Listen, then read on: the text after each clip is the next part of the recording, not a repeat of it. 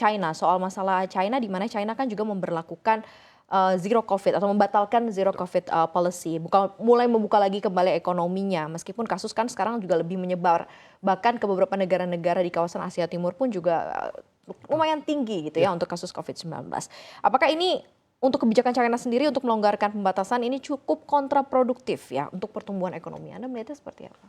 Iya, jadi memang situasinya Asia Timur dan Asia Tenggara agak berbeda ya. Ini Asia Timur lagi meningkat, sementara kita di Tenggara, Asia Tenggara dalam kondisi yang sangat bagus ya kondisinya.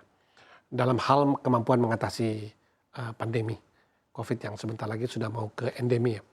Jadi kalau kita lihat ini China memang agak dilematis ya, memang angkanya naik.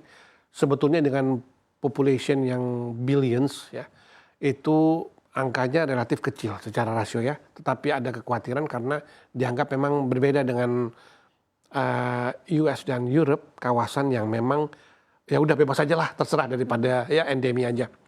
Sementara China yang kebalikannya, betul-betul dengan target zero, itu agak dilematis. Jadi mereka dalam posisi jika terus bertahan seperti ini, kita tahu memang pada tahun lalu ada penurunan ya dalam hal pertumbuhan ekonomi mereka.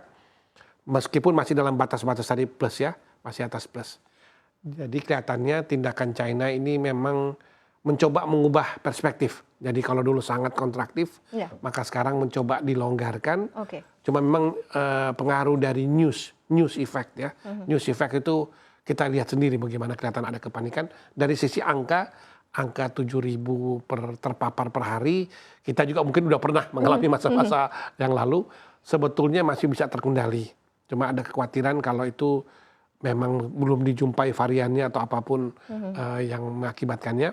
Jadi ada terkesan jadi dilematis. Di satu sisi ingin terbuka dan seperti supaya tidak mengulang trauma di tahun 2022 dan tahun-tahun sebelumnya. Tapi pada sisi lain angka agak sedikit naik per hari-hari ini. Saya rasa sih sebenarnya tetap optimis. Karena meskipun pernah dialami juga oleh Amerika Serikat, Jepang, Europe, itu bisa juga sih keluar dari keadaan yang mengkhawatirkan ya, seperti itu. Okay, well, Sean, we talk about the conditions of China right now. We know China has just scrapped their zero COVID policy and started to reopen its economy, even as cases have spread rapidly in the country. Is China policy of relaxing restrictions counterproductive to its economic growth? How do you see about this?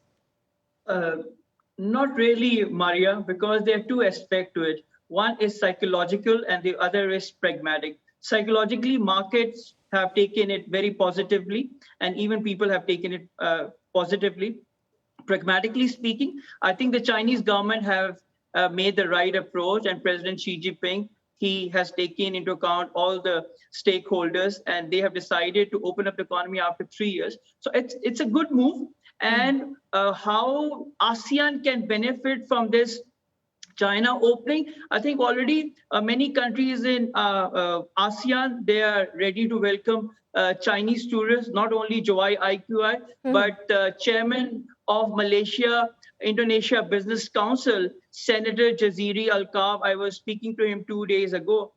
He said, we are quite bullish. And overall, I think the sentiments are quite positive. Yes, there will be some hiccups of opening up this travel boom. Not only that, yes, but ultimately for the first 6 months, we will expect China will have soft landing. And after 6 months, we expect China to have an accelerated growth. And for this year at Joai IQI, we expect China would hit 5.5% in 2023. Okay. How about another negative sentiment came from the Russia and Ukraine's war? Rising prices, higher interest rates, and the spreads of COVID-19 in China waned on the global economy. How bad you see this? Will this condition burn the Asia-Pacific region, especially in Indonesia? I think it will have a very minimal impact. The reason is very simple. All these ASEAN countries, they have maintained macroeconomic stability. They have strong consumption pattern. Income levels are rising. We at Joai IQI, we are entering into Indonesia this year in the real estate market because we see a lot of promise and opportunity in Indonesia with rising income level. With rising income level, the per capita income is growing.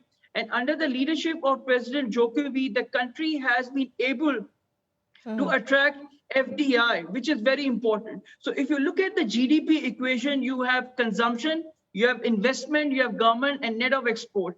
Consumption patterns are still very strong. FDI continues to pour into the country. The government has maintained macroeconomic stability. The central bank, Bank Indonesia, has maintained structural stability in Indonesian rupiah.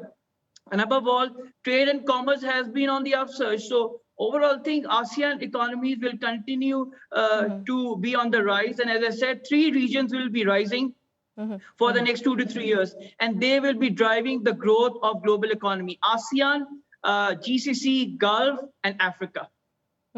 Oke, ini cukup menarik ya kalau dikutip ya. Sean bilang sebenarnya ini nggak akan berdampak banyak banget gitu ya ke Indonesia karena mungkin kita punya nilai plus lebih banyak begitu di Indonesia. Nah untuk Anda sendiri, Anda melihatnya sarannya untuk Indonesia lebih tangguh lagi karena kan tahun ini menuju ke tahun politik 2024. Euforianya biasanya sudah mulai di pertengahan tahun ya.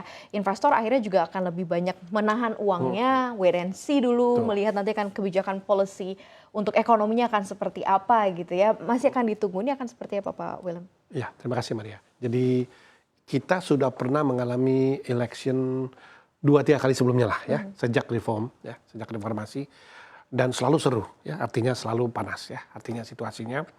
Rasanya bagi dunia bisnis ya, investor dan sebagainya, experience pada tahun-tahun yang lalu, seperti katakan berarti kalau kita 2023, berarti 5 tahun sebelumnya bisa menjadi pegangan.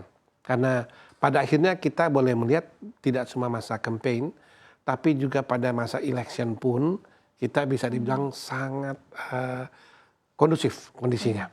Jadi dengan pengalaman itu dugaan saya meskipun kita terus menyemarakan lah ya menjelang pemilu, tapi rasanya tidak ada yang perlu kita khawatirkan dengan kondisi ini karena kita sudah pernah mengalami. Experience itu penting dalam memasuki tahun jelang setahun election day ini. Mungkin itu ya. Ada.